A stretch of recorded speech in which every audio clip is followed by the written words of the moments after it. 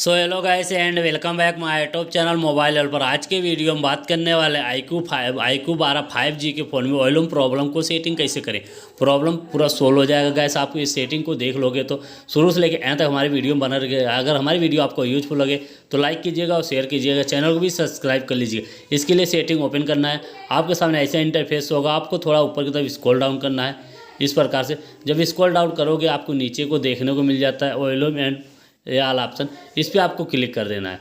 जब इस पर क्लिक करोगे तो आपके सामने ऐसा इंटरफेस होगा। यहाँ पे देख सकते हैं वॉल्यूम का, यहाँ पे दिखाई देने को आपको चालू हो जाएगा। वॉल्यूम से यहाँ से कोई भी आवाज़ हो यहाँ से बढ़ा सकते हो। अगर गैस यहाँ से नीचे वाला ऑप्शन पे क्लिक कर देते हो, यहाँ से अगर 100% रहता है, अगर इसको ऑन कर देते हो यहाँ से 150% वॉल्यूम प्रॉब्लम मतलब वॉल्यूम बढ़ा सकते हो। इसी प्रकार से आपको यहाँ से सेटिंग करना है और ऊपर से भी यहाँ से कम कर सकते हो और बढ़ा सकते हो।